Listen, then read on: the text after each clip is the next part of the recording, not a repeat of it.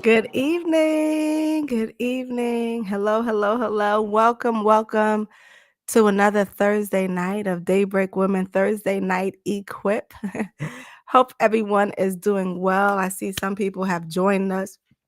If you haven't done so, go ahead and share tonight's live. Tonight is different in so many ways. Many people may not know. I know I do Daybreak Women, and I do it in this forum. But I work in healthcare, and so every day dealing with issues around health. And I'm excited tonight for the opportunity to be able to bridge both worlds and bring you some crucial information that I believe is crucial for women. And so go ahead and start tagging folks. Tell them, come on, you got to jump on in. I need you to tag every person you know desires to have a child but does not have a child. Those who've been struggling, those who have been having issues in their health, dealing with women's health, women issues. I need you to tag them and share this with them on tonight, and tell them, come on, join in. You're about to get some information. As a reminder, the rest of this month is dedicated to the journey to motherhood. And sometimes a woman comes into motherhood in a different way. And so tonight we're kicking it off with a conversation around women's health and infertility. Next week, we're talking about IVF. The week after, we're talking about adoption.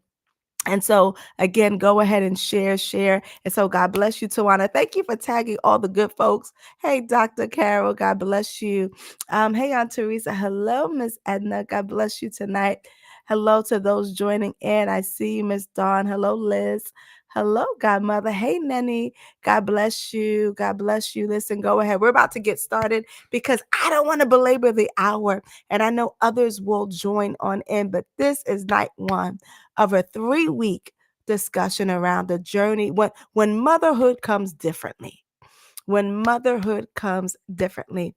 And so tonight, I have actually a colleague of mine who works at University Hospital. Her name is Dr. Damali Campbell, and she told me, don't give a whole lot of information because she doesn't like all that stuff. But she's a full scope obstetrician and gynecologist, and she does many things, obviously providing care to the community that we both serve, in Newark, New Jersey, but beyond that, involved in many ways across the state, in a local level as well, in community. And one thing I know about her, and having worked with her in different capacities and having collaborated, I think the very first time my department had collaborated with her when I came on board was doing a community event. I remember that was my first exposure to you, Dr. Campbell. I know you're listening. Was doing a community event, which alone shows you her heart for community and for educating and informing people. And so I'm going to go ahead and listen. And I need y'all to help me welcome Dr. Campbell as she joins us on tonight. And before I do that, make sure you are sharing, because I believe tonight is going to bless us. And so here we go. Dr. Campbell bringing you to the stage. Hello, good evening.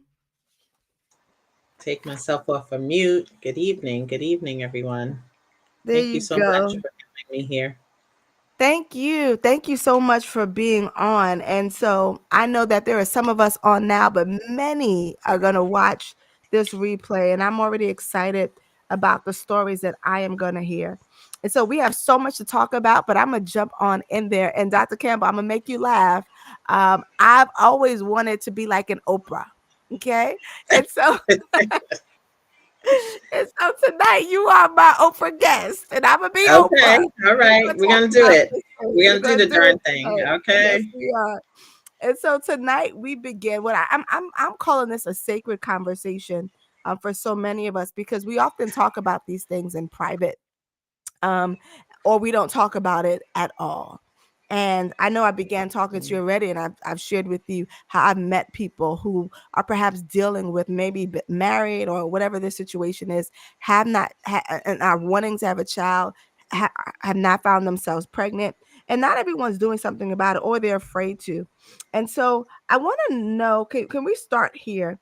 Why is it still so hard for women to talk about infertility or reproductive struggles, especially in communities of color? Yeah, I think that's a great question. Not sure I know all the answers, but I do definitely know that it can be a struggle for people to talk about because we just make an assumption that it should come easily. Um, but what's important, I think, is for people to understand that it is a pretty common problem. Um, about 11% of women. So if you think about it, that's 1 in 10 women Yeah. um, have experienced fertility problems. So it's really, really common. And like you said, the problem is we're not talking about it. So people are maybe suffering in silence. Um, and then that means also that when we do um, get information, we may not be sharing it because we're just keeping it to ourselves. Yeah. Yeah. And so thank you for saying that, because I think this is a part of me wanting to break us out of that silence, out of that cocoon. I've been very vocal in saying that I had my son through IVF, and Mm, I don't, and as a woman, as a black woman, especially in the church, that's not something that has been talked about. And for many of us, we've only talked about dealing with issues of reproductive struggles through the lens of faith. mm. And tonight we're saying we're bringing faith. And someone says my video keeps freezing. Is my video freezing on your end? I see you okay. Okay. Let me know, Liz, if it keeps on. It's going in and out. Let's try to fix that. Thank you. I don't know why it's going in and out.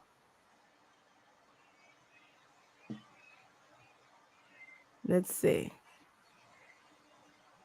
Are we still going in and out? Talk back to us. We'll wait a moment before we continue. They're all having the same issue. Well, what is our problem tonight? I don't know. Let's see. Let's see on my side.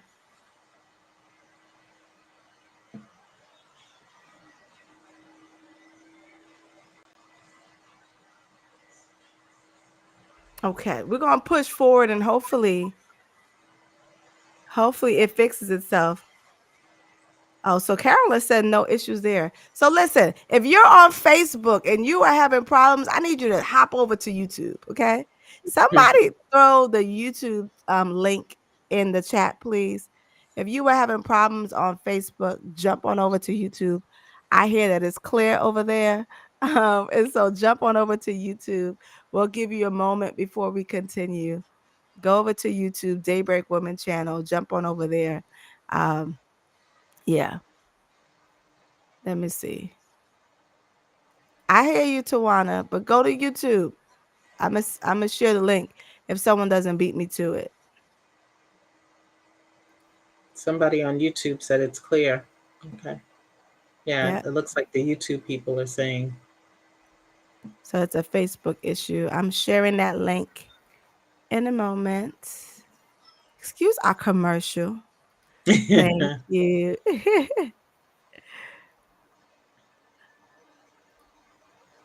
I just threw the YouTube link in the chat. Go on to YouTube, y'all.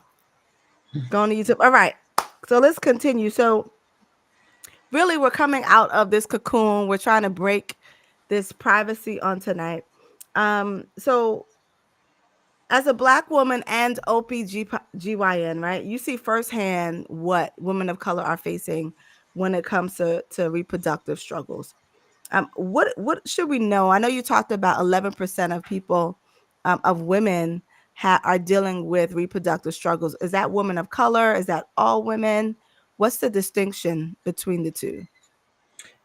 Yeah, that is really just a general statistic talking about all women of reproductive age in the United States. So I don't There is information about, Mhm. international issues with infertility, if people are interested in that, through the World Health Organization.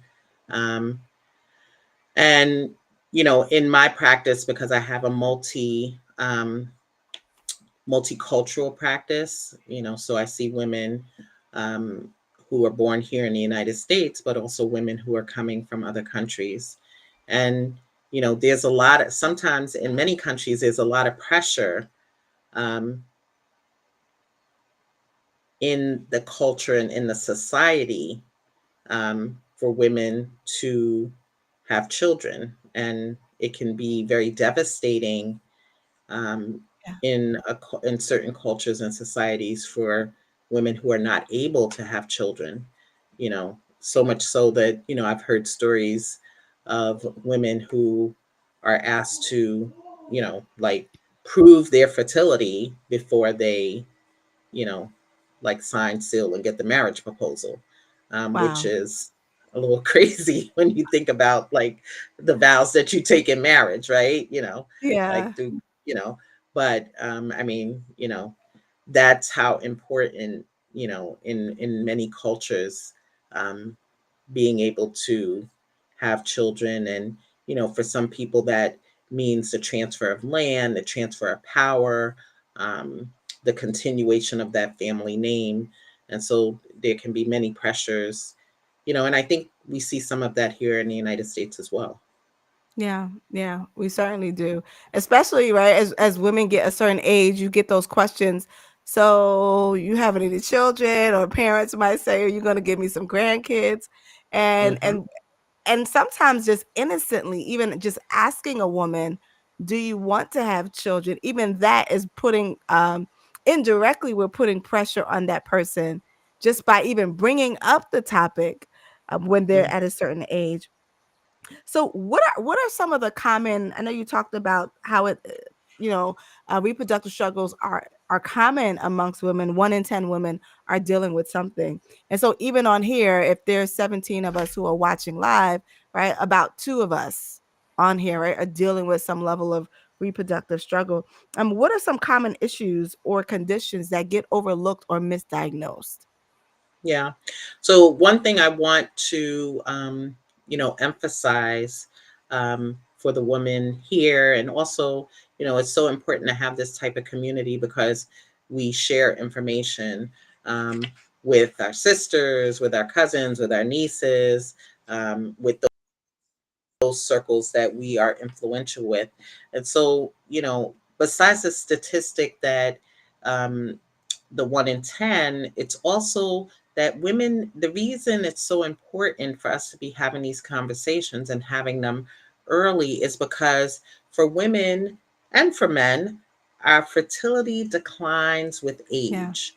But that, um, you know, the degree of decline is much greater in women starting in our 20s. So from 20 to 30, and then from 30 to 40, we see, major changes in our decline to fertility. So sometimes, and for many different reasons, we're waiting for the, right person. We're waiting for the partner. We're waiting for things to be good, for our life to be set in whatever that means for any individual person.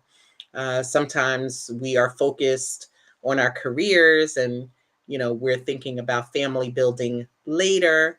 But in that, there's a risk that we need to talk about, because when we go from 20 to 30, our fertility declines. When we go from 30 to 40, our fertility declines.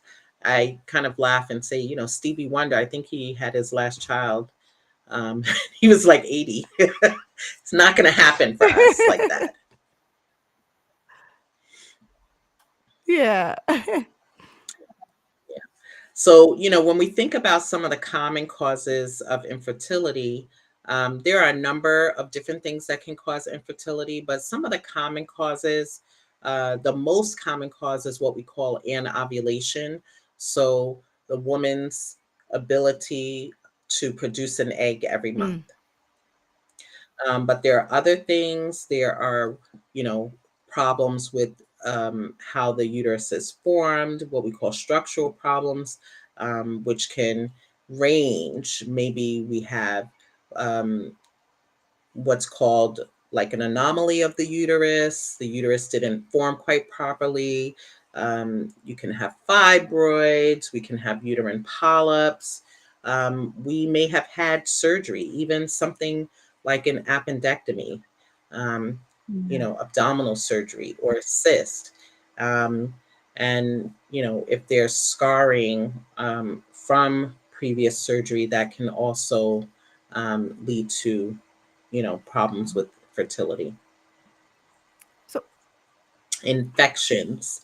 And then some people can have a particular condition called endometriosis, which people may normally experience, like not they may or may not have heavy menstruals, but usually they have a lot of pain with their menstrual cycle.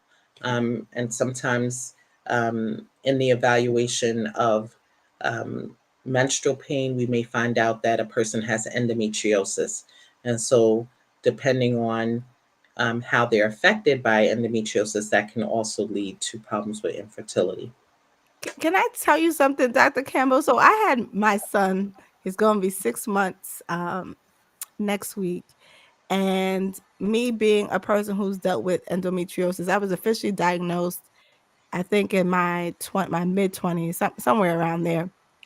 Um, I will tell you, at the height of when it was the worst for me, was more painful. For me, a C-section was a walk in the park. Mm, But when I think about back to those days when I was at the height of having the most severe pain and how much I suffered during mm, those times, um, I'm sorry. me having the C-section was like, wow, like my body has been traumatized Mm, because what I don't even feel, it's not, this is tolerable, right? Versus from when I was younger, where I would dread and cry and mm. wonder, God, why won't you heal me? And oh, look, somebody said you were their I, doctor. I You know see I'm seeing Tawana J. a Jersey City Medical Now, Center. Tawana, you trying to date me? You trying to make them you telling me? Well, oh Lord, look at Tawana telling how long I've been out there. Come on now, Well, Tawana. hey, well, you just get better with age. But I'm sharing that because I want to pause for every woman that is dealing with any of the issues that Dr. Campbell mentioned. Um, like just pause and think about how strong your body is and all the things that you have to endure. Man, that's why we don't like Eve. That's why we don't. That's why we that's why we don't like Eve, because of all the things that we go through. And so um, what advice would you give to women who are perhaps dealing with pain in their body and they've been going to the doctor, not diagnosed, and it seems like the doctor's not paying attention to what they're saying? Yeah, that's a great question. Um, so one thing I see often um, is that we may go to the doctor and we are not satisfied with you know the consultation that we receive, and then we go to another doctor, and then we go to another doctor. And so, while I understand that we want to get an answer, one thing I try to caution people about: if you change too often, what happens is each time you go to a new provider, they're going to start from the beginning. So you really feel like you're not getting anywhere. Um, so I would advocate, to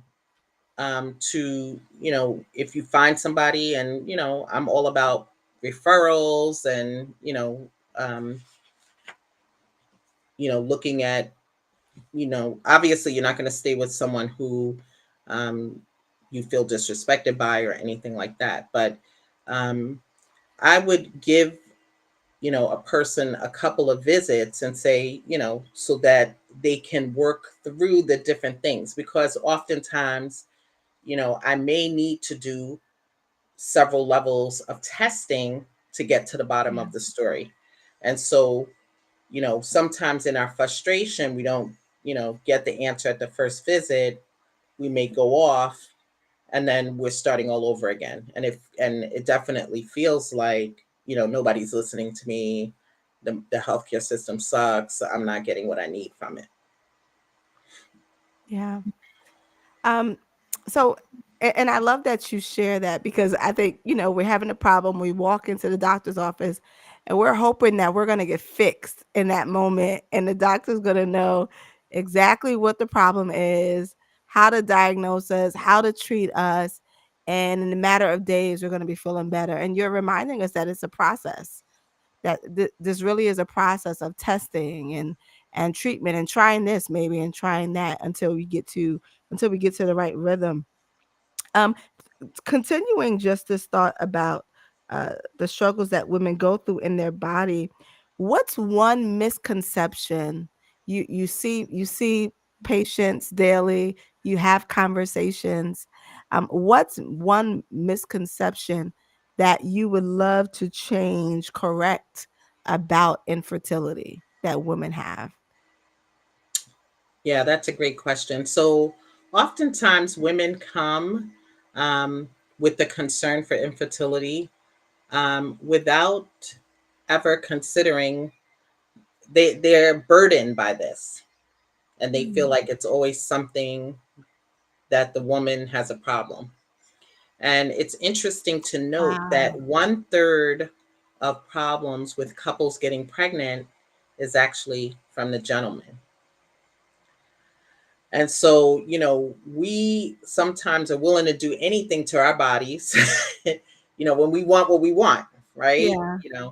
We're willing to take injections and pills and, go through all kinds of painful testing.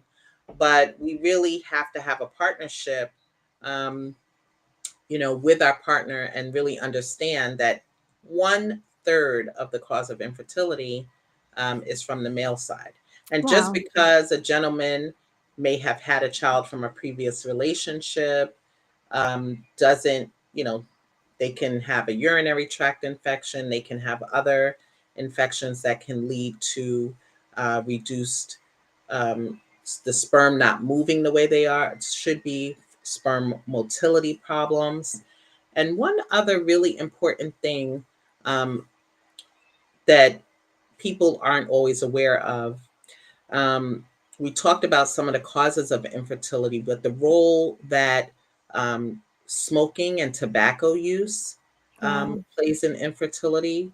Um, smoking actually can cause problems with the fallopian tubes moving normally, and even marijuana smoking, which, you know, It's um, common.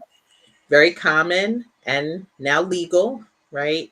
But people aren't always aware of the effect of cannabis use in infertility.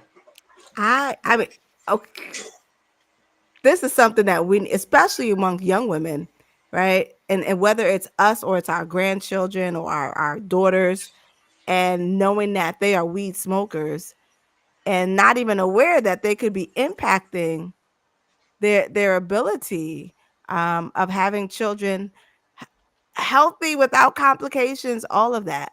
Wow. Hmm. Yeah. And I actually had a young woman for a long time, and she, wanted to get pregnant, and, went through a lot of testing, and, everything was normal.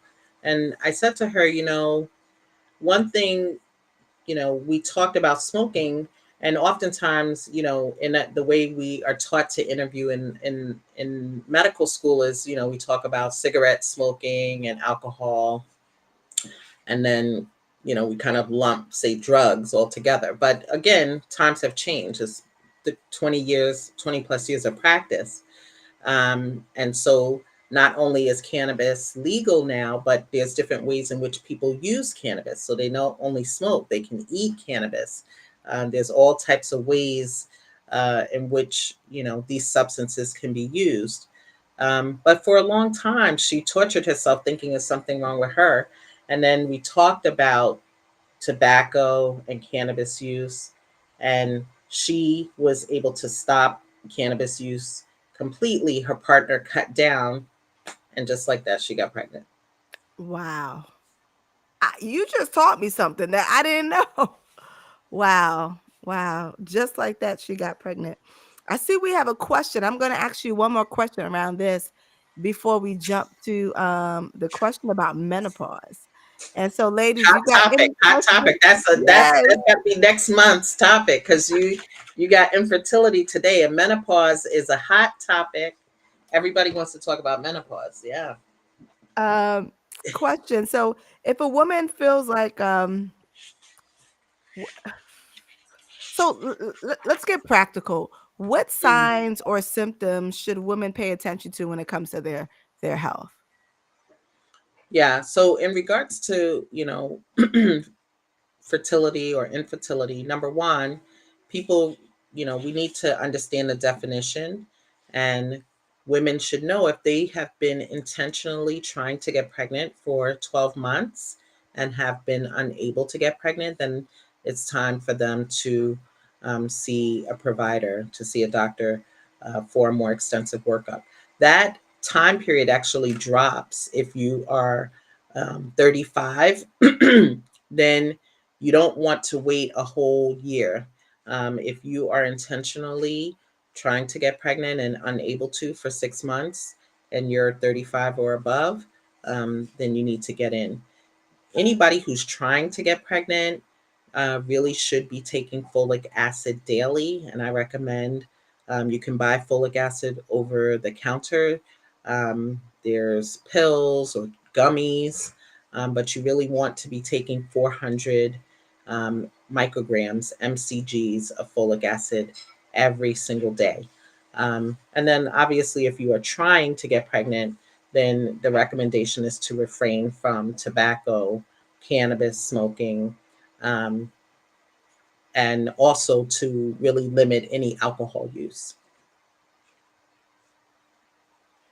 Um, so the other day I was having a conversation with someone and they were surprised to learn that fertility treatment is actually a covered service by Mm, insurance. yeah. And I wanted to take this moment to make sure that because we don't know who's going to get this video, and most people who will watch this will be in New York or New Jersey, and you can check for your state if you're not in either one of those. But in New York and New Jersey, these are covered services. So what does that mean? That means that whatever your insurance plan is, um, infertility, if you've been diagnosed for whatever reason with infertility, it's treated as a medical condition. For instance, if you had diabetes or if you had hypertension or you had kidney failure or whatever, right? You're treating that condition. And it's a covered service by your insurance. Your insurance coverage is your insurance coverage, right? Whether you have expensive insurance, affordable insurance, high deductible with low premium, but it is covered. And so I want to make sure that people know that please do not sit at home doing nothing because we have outdated information, maybe from the 90s or the early 2000s, where we think about fertility treatment as expensive, not even realizing, oh, I didn't know insurance covers that. And so make sure that you are calling your plans and you find out what is actually covered. So we have a question. It says someone is asking, is folic acid and folate the same? Yes. Yes. Yeah. I was going to get to that. And I think that in addition to what you're saying, because yes, 20, 30 years ago, um, many people that locks out a lot of people if the insurance doesn't cover it, but things definitely have changed.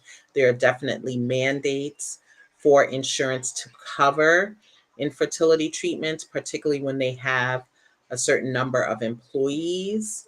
And so I think that people definitely should do their homework to get that information and to know what the plan is covered. It doesn't mean that, yes, that includes Medicaid as well. Yes, yes, yes. Doesn't mean every single aspect is covered, Mhm. but there's a lot more coverage today than there was 15 or 20 years ago.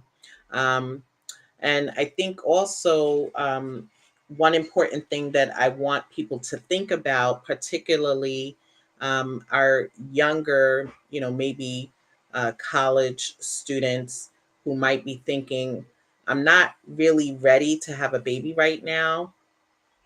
It's not the right time, or I don't have the right person. But remember, if your parents have an employer sponsored insurance, um, you can usually be on that plan until the age of 26. And remember, I said that our fertility starts to decline between 20s and 30s. And then we take another hit between 30 and 40. So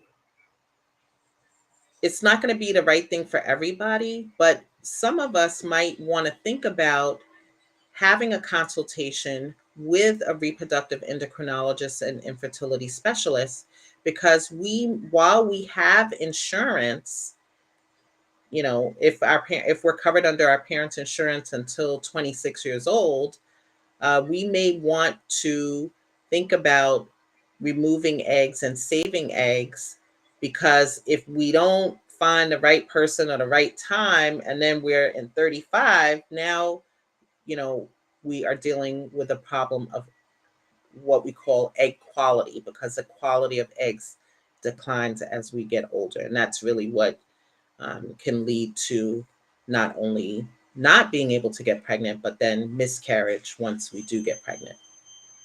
Yeah. Thank you for lifting that up because I know I'm telling you, listen, I've been in church for a long, long, long time. Primarily, uh, primarily the black church, and I, and and this is a conversation that really we're merging science and faith tonight, but where we have not talked about egg freezing and even how to pursue it, even if that's something that you should consider. But man, think about there's things that's available today that people did not have access to years ago that will help preserve their fertility. Yeah. And even sometimes, I mean, the studies actually show, bear out sometimes women may get a cancer diagnosis, a cervical cancer diagnosis, and um, they are seeing an oncologist, and they're so fearful of, cancer, that the C word, right? Just take everything out. But, today we know a lot Mm, more than we knew, 34 years ago. So we have fertility sparing treatments. So again, it's not going to be the right thing for everybody, but we need to ask the question, is, yes. am I a candidate for fertility sparing surgery?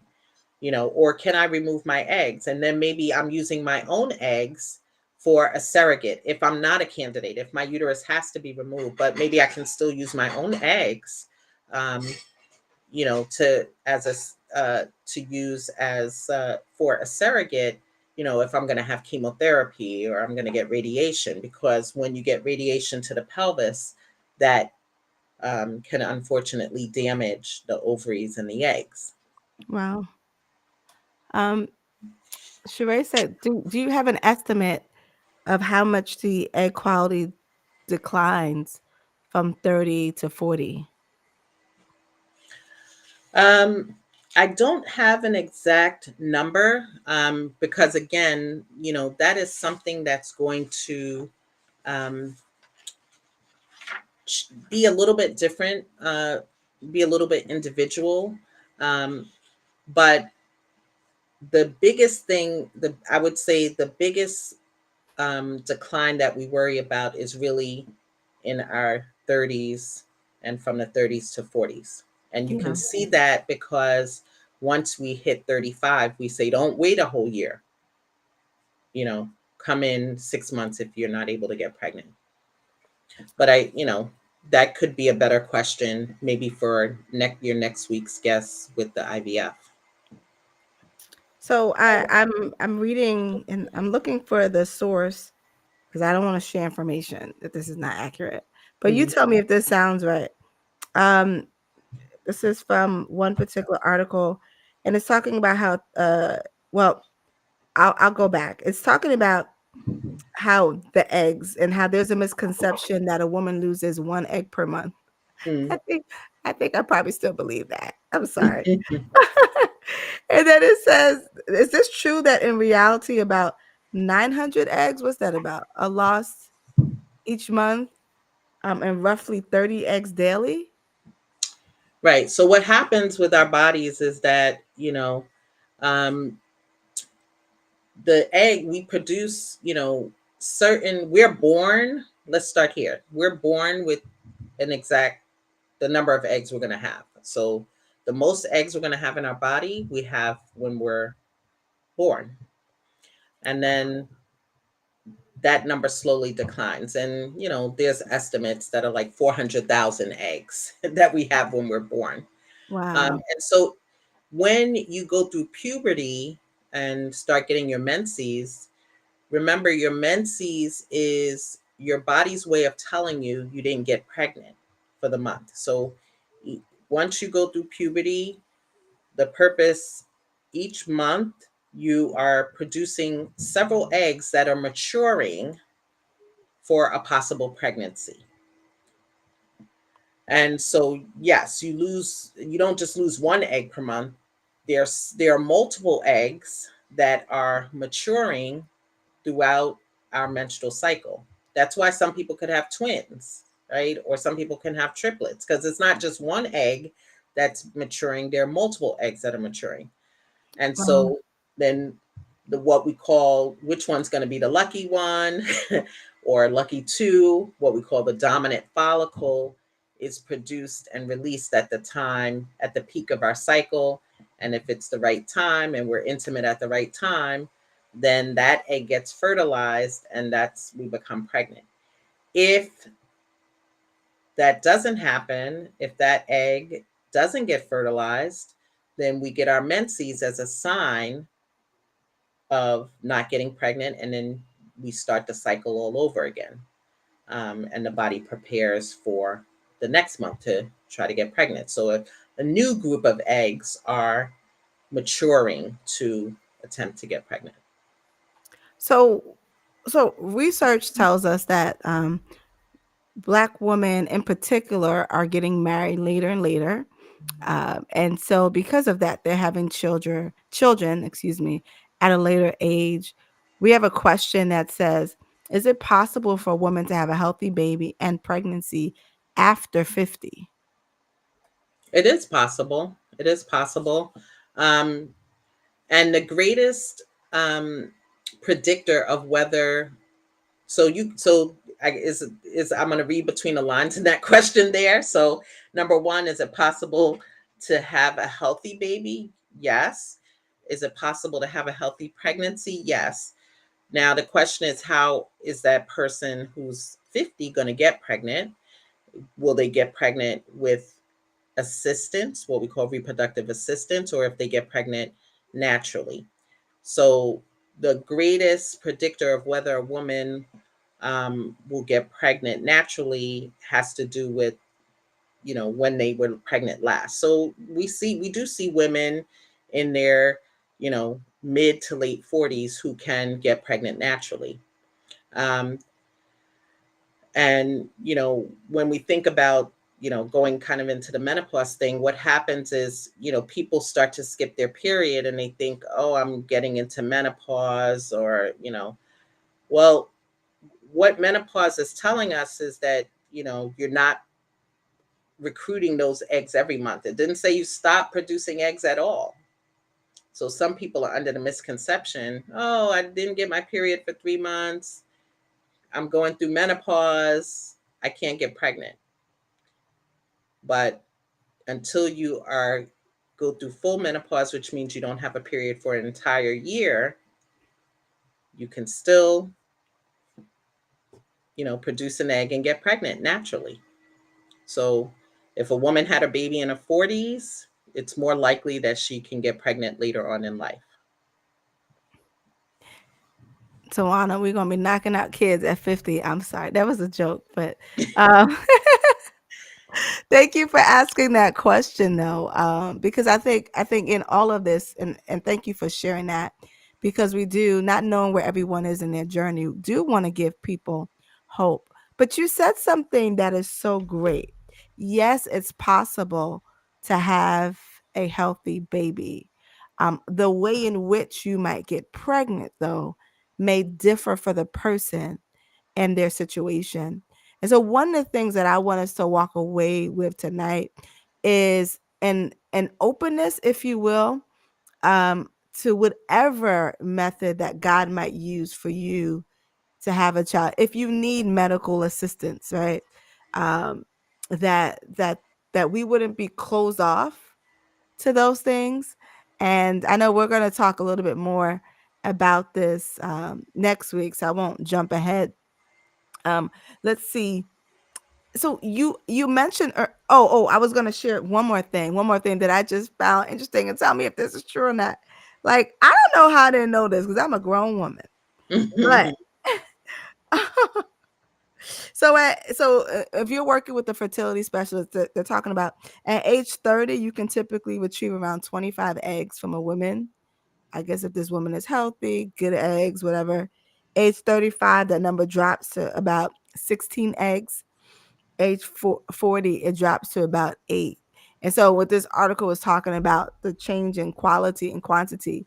And then he uses this story about how his wife, though she conceived in her 40s, she had a low amount of eggs. However, she had great quality eggs.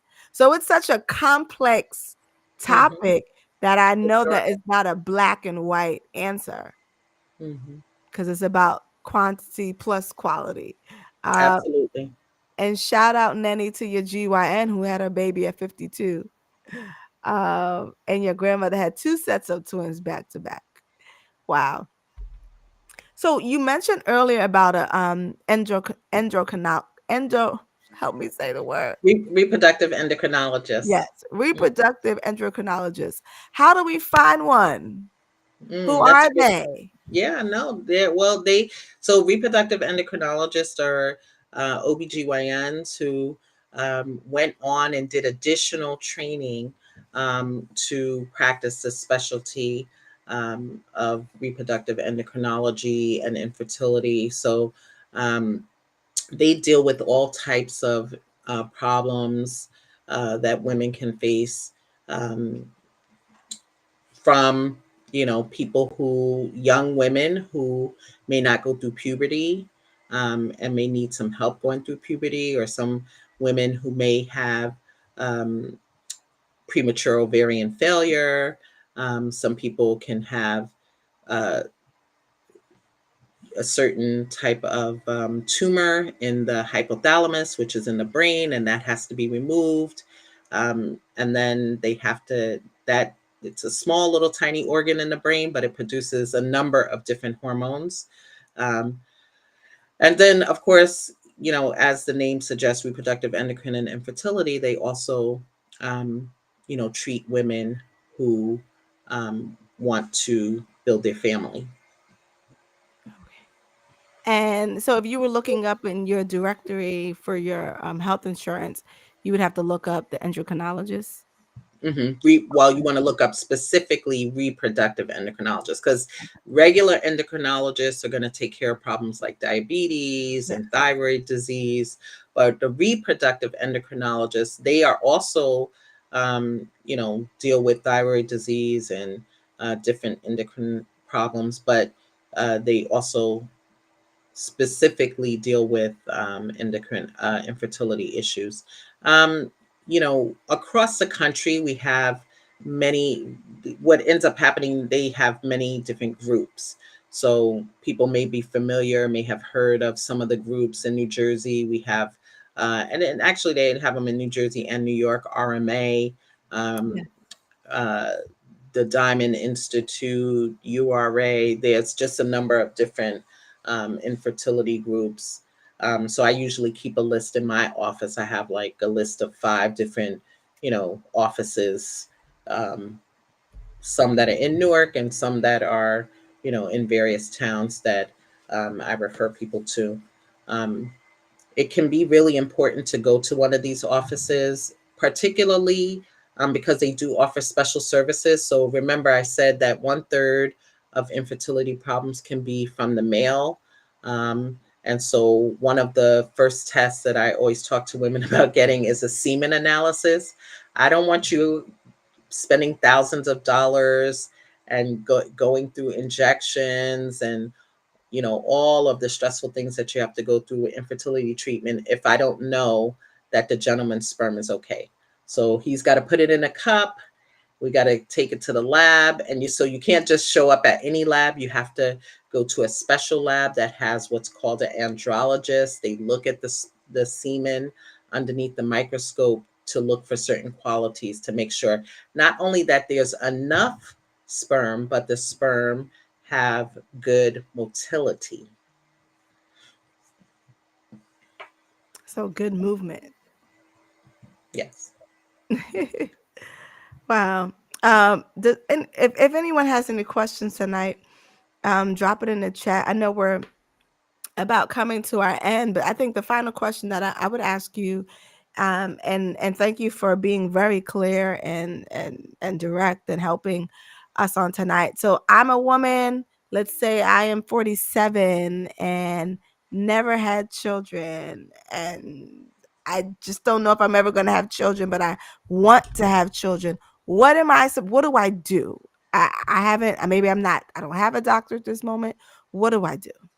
Yeah, I think the first thing that I would suggest doing is making an appointment, and expressing your desire and, definitely talking about next steps. Oftentimes I talk to women who they say, yeah, I want to have a child, but, I don't have the right person, right? Well, believe it or not, right? There are sperm banks, right? There's different ways of being parents, right? So Mhm. you talked about being open. So everything's not for everyone, but um, you know, if that right person um is not there at that moment, people can look at one of the services that reproductive endocrinologists do offer is looking at sperm banks, and the pool of sperm donors is becoming more diverse. Um, so that's something that you can look into and possibly um, see if you're a candidate for that.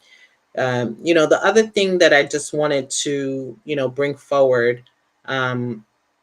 is that, there, you know, dealing with the problem of infertility can be extremely stressful. Um, and, as you mentioned, sometimes there's family pressures and, there's societal pressures. Maybe there's their own pressures from your own, what you thought and planned for yourself. Um, so I think, in thinking about the approach, really we have to consider a lot of different aspects, not just the physical and medical aspects, but also our mind, our spirit, our emotions, our lifestyle. Because if you're really stressed out, it affects your hormones and Yeah. it may not be any good for infertility. So, besides the folic acid, you know, if we are a little overweight, we may want to think about um, instituting certain lifestyle changes, regular exercise, um, and healthier eating, um, because not only will that help us, there's many studies that show that even a 5 or 10 pound weight loss, particularly for women who are overweight, it helps them to respond to certain infertility medicines better.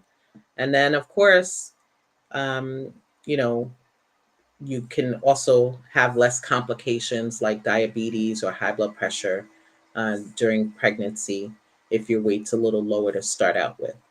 But managing stress and, you know, that can be done in a number of different ways.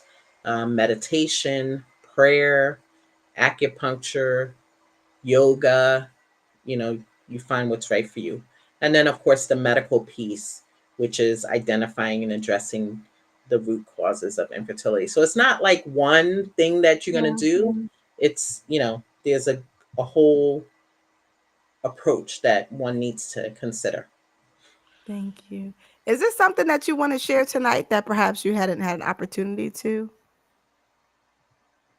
Mm, I think, for most women, it's something we don't think about, maybe as often. We wait until we think it's going to be the right time, you know. Um, but I think it would be helpful if more people did have a conversation with their gynecologist early, Yeah. even if they're not ready to become pregnant at that moment in time. It's still a good time to have a conversation. Um, am I in good shape?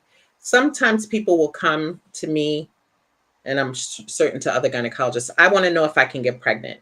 And what I tell them is there's no one test that I can perform on anybody that says you can get pregnant and you can get pregnant. There's no one test. There's because I have to get a history, I have to find out about you as well as your partner. I Yeah. have to find out about environmental exposures, right? Sometimes we are exposed to chemicals and things at work. So I got to find out about all these things. So it doesn't hurt to start having these conversations early. Awesome. So thank you so much for coming on tonight. Thank you, thank you, thank you so much. And just thank you for sharing of your knowledge and helping to inform us and empower us. Thank you again. Again, y'all, don't jump off. We're still on. We have a few more minutes together, but please help me thank Dr. Campbell for joining us tonight. Thank you for the midst of you dropped your son to practice or whatever, picked him up, and you're home now after a long day of work. Thank you, thank you, thank you. And And you got to so invite me back so we didn't get we to the can cover menopause question. And menopause. now, yeah. Yes, we got and thank you for that question, Edna, because I'm like, yeah, we got to cover that whole other side. That every single one of us women, we go through it all. We got to cover that. It's So another thank area that needs to be demystified. yes, yes, and I need to look. I'm gonna sit there like, what? I didn't know. Because I haven't even looked at the menopause yet. But I know that's ahead. That's ahead. So God bless you. And so thank you, thank you, thank you. I see the folks saying thank you. Thank Hmm. you, Dr. Campbell. Have a wonderful And as night. far as resources in New York City, same Yes. thing. I know that I definitely know there's a RMA in New York and in Brooklyn. So, Just put check it. RMA in Google. Put RMA in Google and you will definitely find a resource.